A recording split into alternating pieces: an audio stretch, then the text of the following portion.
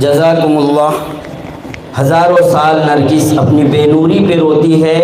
چمن میں تب جا کے ہوتا ہے دیدہ اور پیدا۔ ماشاءاللہ، خوشی ہوئی ہم سب جامعہ برادری کو سن کر۔ جامعہ عقل قوا بھی اسی طرح 6 طلباء کے ساتھ اپنا آغاز کر کے آگے بڑھا، اور حضرت وسطانوی کے خلوص و للہیت نے آپ کو مقبولیت عطا فرمائی۔ آئیے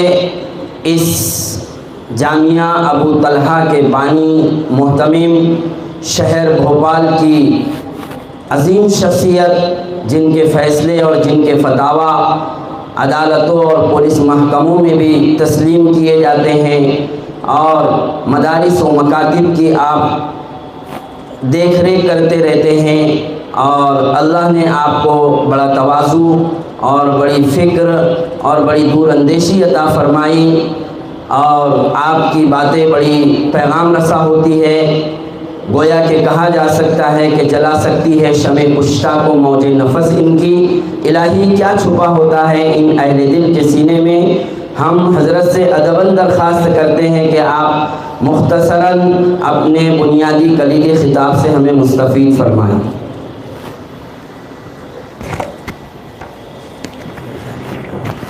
السلام علیکم ورحمۃ اللہ وبرکاتہ۔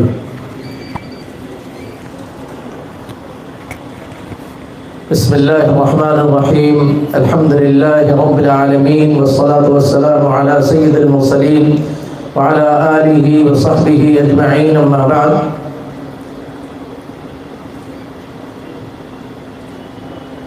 مہمانان مکرم، طلبہ عظام، علماء کرام، خاص طور پر ہمارے مہمان خصوصی جو اس ہندوستان میں، ہمارے ملک کے اندر جہاں 30 کروڑ لوگ اسلام کے ساتھ اپنی شناخت کے ساتھ رہتے ہیں،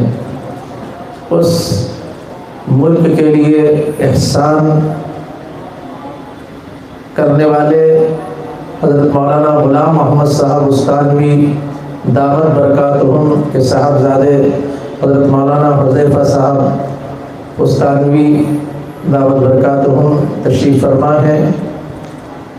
پہلے آپ بچپن میں تشریف لائے ہیں، لیکن اب اللہ تعالیٰ نے آپ کو وہ مقام عطا فرمایا جو مقام قرآن کی خدمت کی برکت سے ملنا ہی چاہیے تھا۔ قرآن کی خدمت کی برکت سے اللہ تعالیٰ بہت سارے لوگوں کو سربلند فرماتا ہے، اور بہت سو کو اللہ تعالیٰ اس کی ناقدری کرنے کی بنا پر گرا دیتا ہے۔ قرآن کریم کی خدمت واقعی عجیب و غریب چیز ہے۔ یہ جو مسابقۃ القرآن الکریم لکھا ہوا ہے، ایک صاحب نے کہا کہ پھر اس کے بعد فی الحفظ والتفسیر والحدیث کیوں لکھا ہے؟ کیونکہ مسابقۃ القرآن الکریم لکھا ہوا ہے پہلے، پھر فی الحفظ کی کیا ضرورت ہے؟ میں نے کہا اصل عنوان تو یہی ہے بھائی، مسابقۃ القرآن الکریم اصل اس کا عنوان ہے، اور تفسیر اس کی تفسیر ہے، حدیث اس کی تشریح ہے۔ تو اصل تو قرآن کریم ہے، اور قرآن کریم کی برکات واقعی ایسی ہے کہ قرآن کریم کو جو شخص بھی، جب بھی، جس نے بھی قرآن کریم کی حفاظت کی، اللہ اس کی حفاظت فرماتا ہے۔ بھائی مولانا غلام صاحب وسطانوی، ان سے بڑے بڑے علماء اس ملک کے اندر موجود ہیں، بالکل بے تکلف بات ہے یہ کہ مولانا غلام صاحب وسطانوی سے بڑے بڑے علماء موجود ہیں، علم کے اعتبار سے، عمل کے اعتبار سے، اور جس طرح بھی جتنے طرح کی چیزیں ہو سکتی ہیں ان صفات کے اندر یقیناً مولانا سے بڑے بڑے لوگ موجود ہیں اس ملک کے اندر۔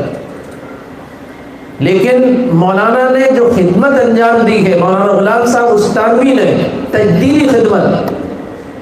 میں نے جس وقت خطبہ استقبالیہ لکھا تھا، ایک مرتبہ مولانا غلام صاحب جب تشریف لائے تھے، اتفاق سے میں دونوں مرتبہ جب ترجمہ والی مسجد میں ہوا تو کنوینر میں ہی تھا، اس کا دونوں مرتبہ کنوینر میں ہی تھا۔ اور پھر تیسری مرتبہ جب مولانا عبدالحفیظ صاحب کے یہاں عارف نگر میں مسابقہ ہوا، یہ بیٹھے ہوئے ہیں ناظم صاحب مولانا عبدالحفیظ صاحب، اس وقت بھی میں مولانا کا ساتھی ہوں کیونکہ اس لیے ساتھ ساتھ رہا۔ پھر چوتھا مسابقہ ہمارے یہاں ہوا تو یہ مولانا محفوظ صاحب، میں یہ تو نہیں کہتا کہ میرے شاگرد ہیں، لیکن بہرحال انہوں نے کچھ پڑھا بھی ہے مجھ سے، تو الحمدللہ ان کے ساتھ بھی، اور ان کے جو والد صاحب تھے حضرت مفتی عبدالرزاق صاحب کے وہ بھانجے ہوتے تھے مولانا شمس الدین صاحب آفریدی رحمۃ اللہ علیہ رحمۃ واسعہ، میرا ان کا ساتھ کیونکہ بہت زیادہ رہا۔ دین مبین جب نکلا کرتا تھا اور اب بھی نکلتا ہے، دین مبین کے وہ چیف ایڈیٹر ہوا کرتے تھے، اس وقت میں بھی مدیر ہوا کرتا تھا۔ تو یہ چاروں مسابقے جو بھوپال میں ہوئے ہیں، الحمدللہ ان چاروں مسابقوں میں شریک رہا، اور شریک نہیں بلکہ الحمدللہ اس کے اندر کوئی نہ کوئی خدمت انجام دی۔ اور قرآن کریم سے بعض مرتبہ ایسا بھی ہوا ہمارے شہر کے اندر، کیونکہ مجھے قرآن کی خدمت کی جو تحریک ملی وہ اصلاً ہمارے مولانا بیٹھے ہوئے ہیں مولانا یعقوب صاحب، سب سے پہلے جب جمعیت علماء ہند کا ایک اصلاح معاشرہ کا پروگرام شروع ہوا، تقریباً 30 سال پہلے کی بات ہے، اس موقع پر مولانا یحییٰ صاحب نقشبندی جو پرتاپ گڑھ کے اندر، پرتاپ گڑھی اور ابھی بمبئی کے اندر رہتے ہیں، میرے وہ ساتھی ہیں، تو ہم لوگ ایک دورہ کرنے کے لیے اصلاح معاشرہ کا، مفتی عبدالرزاق صاحب نے فرمایا کہ جاؤ تم ساتھ میں چلے جاؤ، تو ہم لوگ بس ویسے ہی کچھ اصلاح معاشرے کے لیے چلے گئے۔ تو وہاں سیندوا جب گئے تو یہ پہلا مدرسہ تھا مدھیہ پردیش کے اندر جو حضرت مولانا غلام صاحب استانوی رحمۃ اللہ علیہ کی دعوت برکاتوں کی شاخ تھی، پہلا مدرسہ تھا جو شاخ تھی اور باقی شاخ تھی۔ نورانی قاعدہ میں نے سنا، کبھی سنا نہیں تھا نورانی قاعدہ اس طرح، کبھی میں، کیونکہ ہم لوگوں نے تو وہ قاعدہ بغدادی اشرف القواعد الف ب ت سے جیم ہے خے وہ پڑھا ہے ہم لوگوں نے، ہمارے اس شہر کے اندر ہم لوگوں نے اسی طرح پڑھا ہے۔ الف با تا سا جو ہے کچھ نہیں تھا، بلکہ ایک مرتبہ یہاں کے بہت بڑے حافظ جن کے سینکڑوں شاگرد ہیں، ہمارے مدرسے کی ایک شاخ کے اندر، ترجمہ والی مسجد کی ایک شاخ کے اندر ہم نے ایک استاد بھیجا، وہ اتفاق سے یو پی کے تھے، انہوں نے الف با تا سا پڑھانا شروع کر دیا۔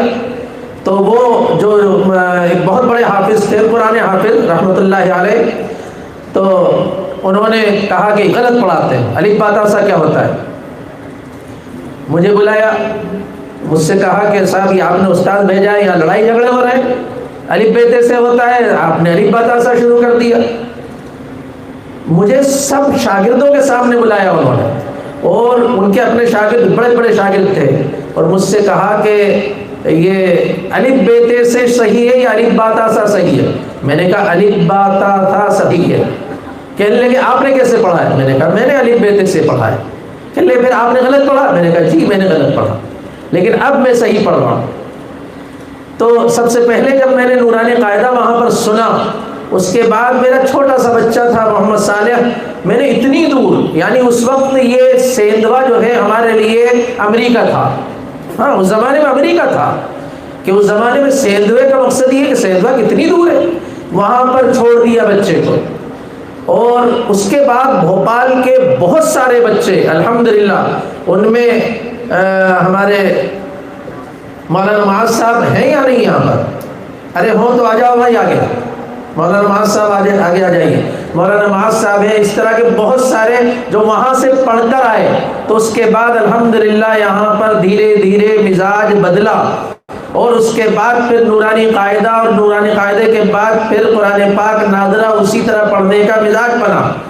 تو پھر میری تحریک یہ ہوئی کہ الحمدللہ یہاں پر آل انڈیا محفل قرأت قرآن کریم میں نے شروع کی، اور اس کے اندر مولانا عبدالرحیم صاحب کو بھی بلایا،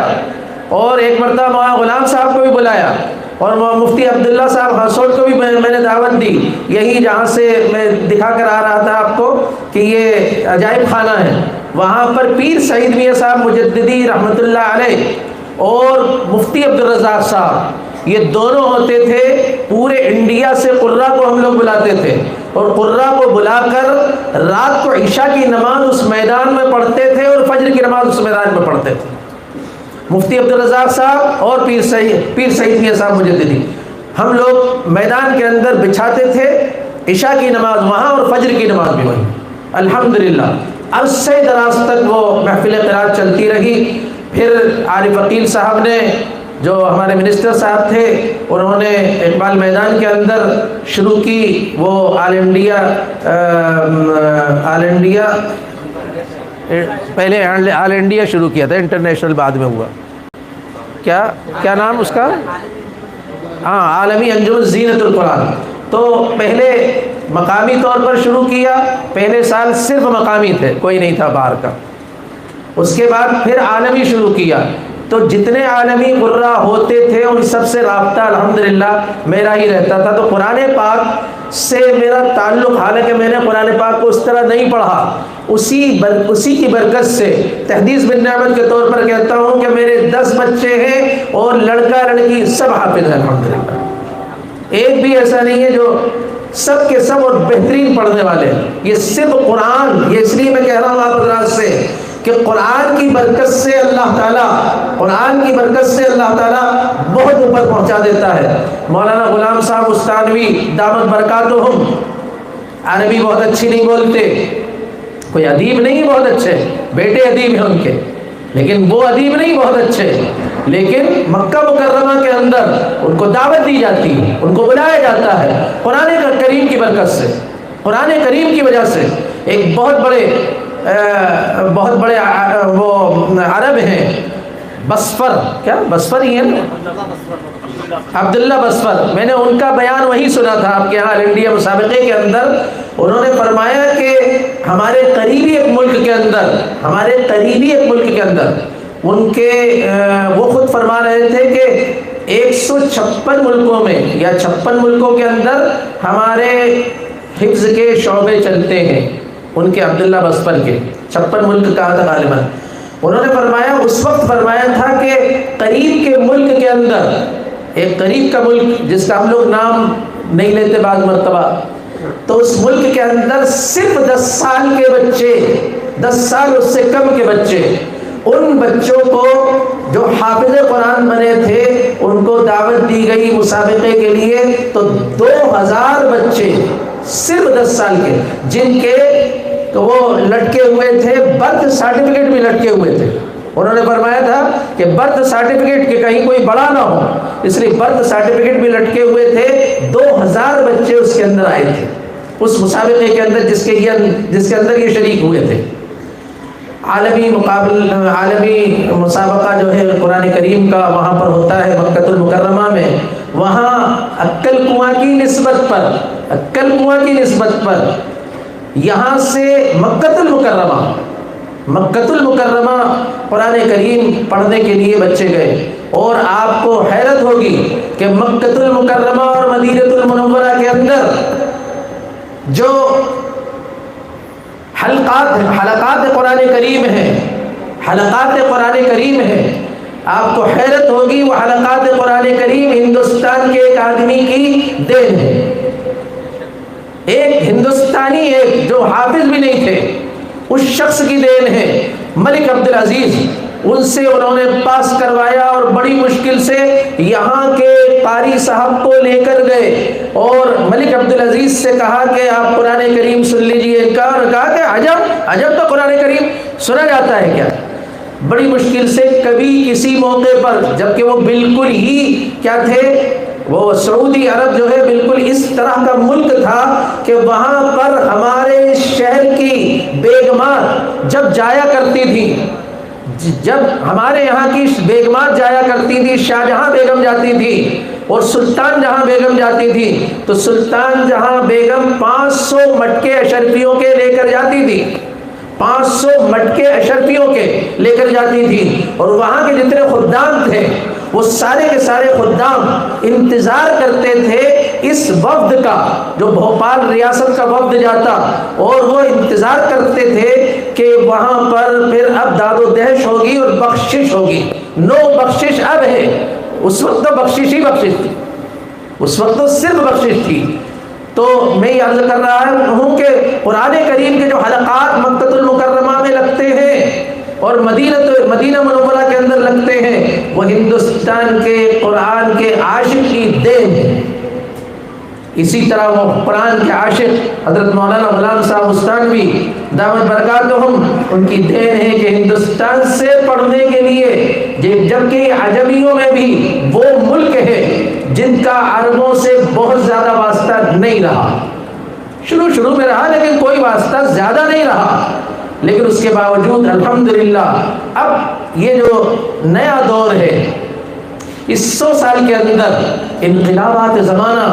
انقلابات ایسے آئے کہ اس کی بنا پر قرآن کریم بھی لوگ پڑھنا سیکھ گئے، ورنہ ہم نے اپنے بچپن میں اسی اپنے شہر کے اندر ہم نے دیکھا ہے جتنے حافظ تھے وہ سارے کے سارے حافظ مجہول پڑھا کرتے تھے،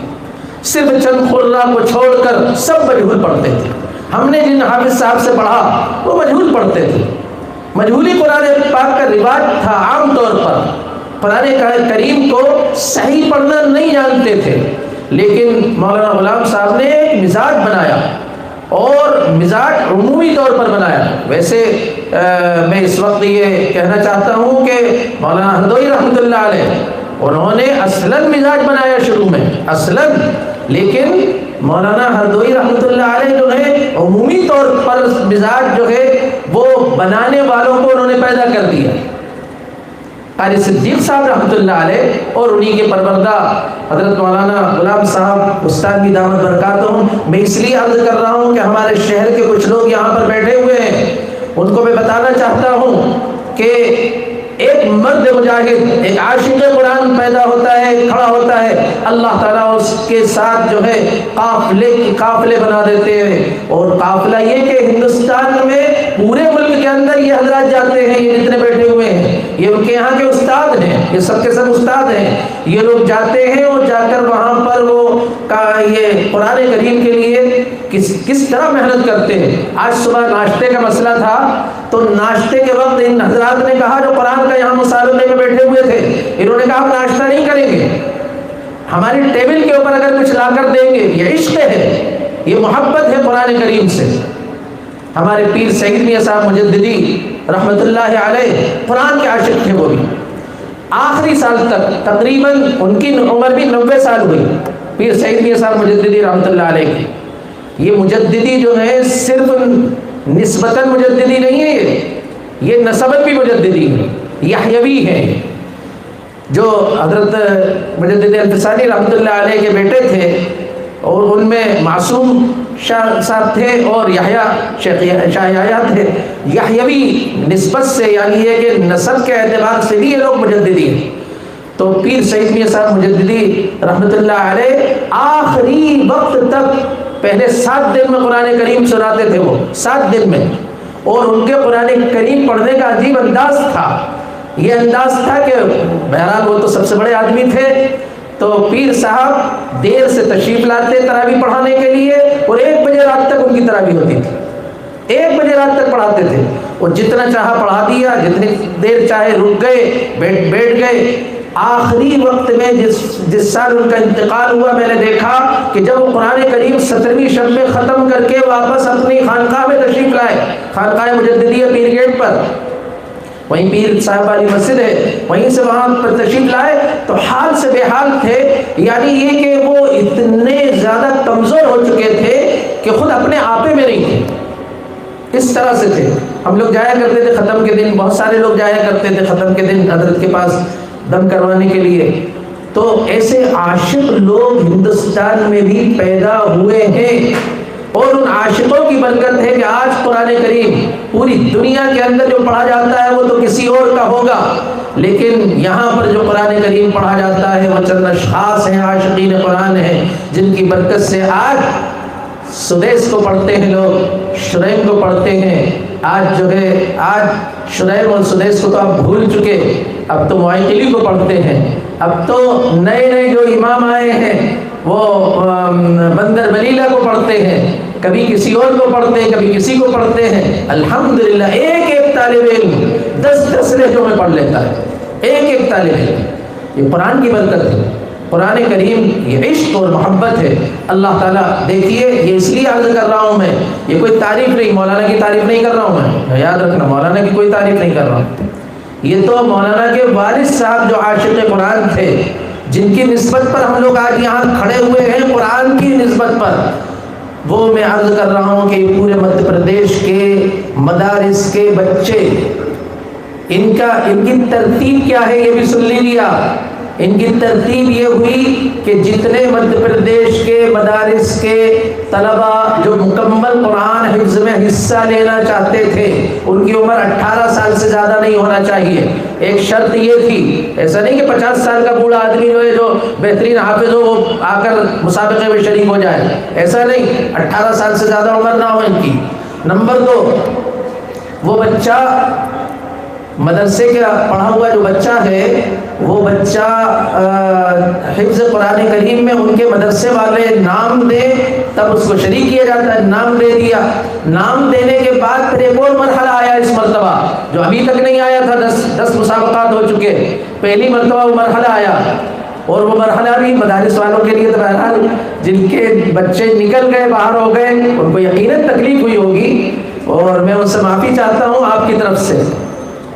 طرف سے معافی چاہتا ہوں، میں عقل کنواں کی طرف سے معافی چاہتا ہوں، کیونکہ میں بھی آپ ہی کا ایک خادم ہوں، اس لیے میں معافی چاہتا ہوں۔ جن مدارس کے طلباء کے نام ہمارے پاس جو نام آئے تھے وہ تقریباً 70 آئے تھے حفظ کے اندر، 70 نام آئے تھے، ان ناموں میں سے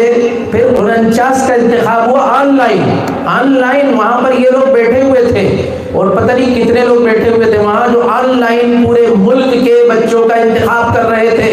کہ یہ بچہ ایم پی کے مدھیہ پردیش کے مسابقے کے اندر شریک ہو سکتا ہے کہ نہیں، اس لائق ہے کہ نہیں۔ چنانچہ اس میں سے کچھ چھٹ گئے، اور پھر اس کے بعد کریم یہاں پر آیا، اور وہ کریم جو 49 بچے یہاں پر آئے ہمارے یہاں، ان 49 بچوں کا مقابلہ کل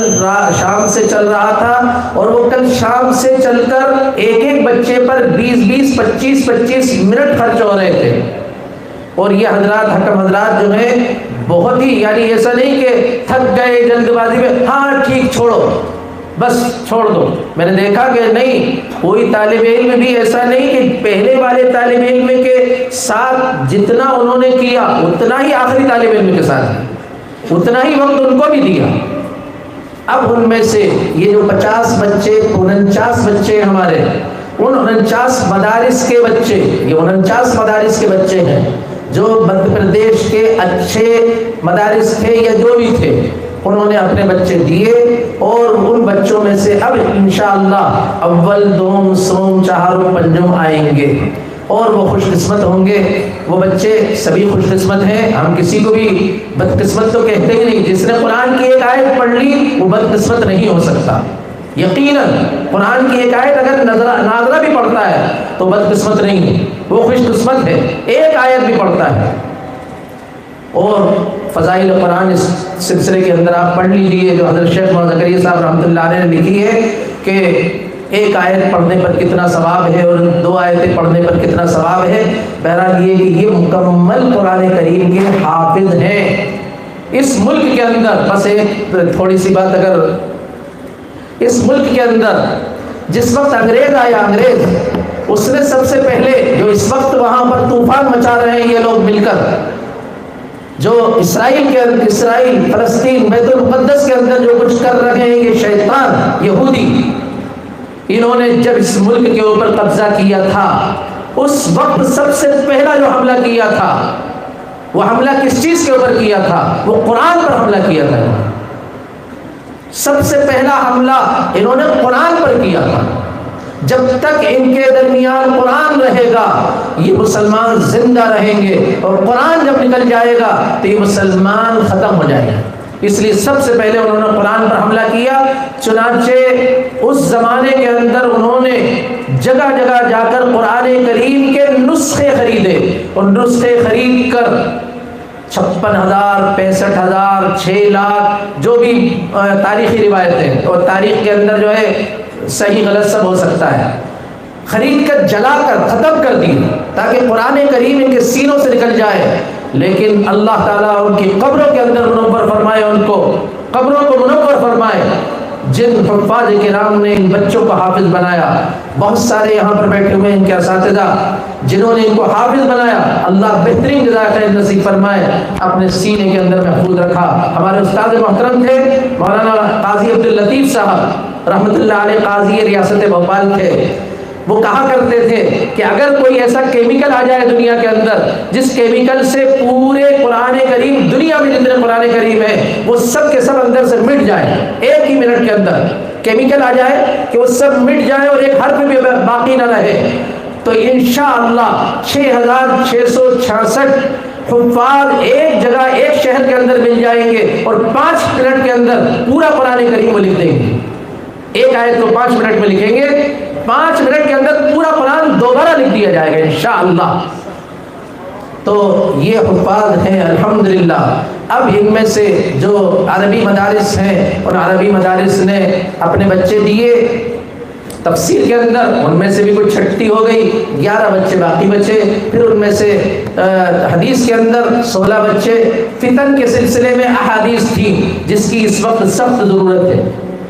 فتن کے سلسلے میں احادیث کی سخت ضرورت ہے۔ اور ابھی مولانا صفوان صاحب نے فرمایا کہ ہمارے مدرسے کا جو اصل ہدف تھا وہ مقصد ہی یہی تھا کہ ادیان باطلہ اور فرق باطلہ اس کی سرکوبی کی جائے، اس کا یہ مقصد تھا، اور الحمدللہ ہم اس مقصد کے اندر کامیاب ہیں، اور انشاءاللہ پورے ملک کے اندر اس ملک سے کبھی اسلام مٹے گا نہیں، ختم نہیں ہو سکتا۔ حضرت قاری صدیق صاحب رحمۃ اللہ علیہ فرمایا کرتے تھے کہ اس ملک کے اندر جو دین کا بقا ہے، دین باقی ہے، وہ صرف مدرسوں کی وجہ سے باقی ہے۔ دھوکہ ہے لوگوں کو، لوگ سمجھتے ہیں کہ پتہ نہیں کس چیز کی وجہ سے باقی ہے، صرف مدرسوں کی وجہ سے باقی ہے اس ملک کے اندر جو دین ہے۔ اسی لیے تو ٹیڑھی نظر ان لوگوں کی کسی جماعت کے خلاف نہیں ہے۔ بڑی بڑی جماعتیں اس ملک کے اندر ہیں، کروڑوں لوگ جو ہیں اس سے منسلک ہیں ان جماعتوں کے ساتھ، لیکن ان لوگوں کی ٹیڑھی نظر ان کے اوپر نہیں ہے۔ کیوں نہیں ہے؟ انہیں معلوم ہے ان سے کوئی نقصان نہیں ہے، زیادہ نقصان نہیں، تھوڑا بہت تو ہے ہی لیکن زیادہ نقصان نہیں۔ زیادہ نقصان جو ہے ان مدرسے والوں سے ہو، کیونکہ یہ رجال کار پیدا کرتے ہیں، یہ ایسے لوگ پیدا کرتے ہیں کہ ایک ایک آدمی یہاں سے نکلنے والا وہ پتہ نہیں ہزاروں لاکھوں کی رہنمائی کرتا ہے، قیادت کرتا ہے، امیر ہوتا ہے۔ وہ لوگ جو ہیں یہ کہتے ہیں، میں آج عرض کر دوں، بڑے بڑے مجموعوں کے اندر 10-10 لاکھ کے مجموعوں میں بعض لوگ یہ کہتے ہیں کہ کتابوں سے نہ علم آتا نہ دین آتا۔ جھوٹے ہیں، غلط ہے، بالکل جھوٹ ہے یہ قرآن کی نص کے خلاف ہے، قرآن کی نص کے خلاف ہے۔ کوئی اگر یہ کہے کسی بڑے مجمع کے اندر گمراہ کرے اگر لوگوں کو، ہم اس کو نہیں مانتے۔ وہ کہتے ہیں کہ کتابوں سے نہ علم آتا نہ دین آتا۔ میں نے خود سنا، 10 لاکھ لوگوں نے یہاں پر سنا، کتابوں سے دین آتا نہ علم آتا نہ دین آتا۔ قرآن تو کہتا ہے اقرأ باسم ربک الذی خلق الانسان من علق اقرأ وربک الاکرم الذی علم بالقلم علم الانسان ما لم یعلم۔ ایسے گمراہ لوگوں کو گمراہ نہ کہنا یہ بھی گمراہی ہے، ایسے گمراہ لوگوں کو گمراہ نہ کہنا یہ بھی گمراہی ہے۔ گمراہ لوگوں کا ساتھ دینا، گمراہ لوگوں کا تعاون کرنا غلط ہے بالکل۔ ایک بات آخر میں عرض کر دوں، فتوے جس نے چاہا جو چاہا فتویٰ دے دیا۔ زیادہ ماننے والے جن کو لوگ زیادہ مانتے ہیں، لوگ سمجھتے ہیں بھیڑ چال پیچھے چل رہی ہے ان کے، بھیڑ چال ہے ہمارے یہاں، غلط ہے۔ علی بصیرت انا ومن اتبعنی، ہاں بصیرت کے ساتھ۔ یہ بات اس لیے عرض کر دی کہ یہاں بہت سارے لوگ جو ہیں وہ خواہ مخواہ کے اس کے اندر مبتلا رہتے ہیں کہ دین ہم سے پھیل رہا ہے۔ دین کسی سے نہیں پھیل رہا ہے، دین اللہ کی کتاب سے پھیلتا ہے، یاد رکھو، ہاں یاد رکھو، دین اللہ کی کتاب، کیونکہ اللہ کی کتاب نے کو نازل ہی اللہ نے اس لیے کیا ہے، نازل ہی اسی لیے کیا ہے کہ اس سے دین پھیلے، ہدایت کا ذریعہ اللہ کی کتاب ہے۔ اب اس کے بعد ایک بات آخر میں عرض کر دوں، وہ یہ کہ اس وقت جو ہمارے ملک کے اندر، بہت صاف بات کہنا ہے، ہمارے ملک کے اندر جو نئی ایجوکیشن پالیسی آئی ہے اس نئی ایجوکیشن پالیسی کے اندر پہلے جو کچھ تھا وہ تو الگ تھا، اس وقت جو نئی ایجوکیشن پالیسی ہے اس پالیسی کا اثر 10 سال کے بعد یہ ہوگا کہ ہمارے بچے ہمارے گھروں کے اندر جب واپس آئیں گے اسکول سے پڑھ کر تو ان کی زبانوں پر قرآن کی آیت کے بجائے اشلوک ہوں گے، شرکیہ اشلوک ہوں گے ہمارے بچوں کی زبانوں کے اوپر،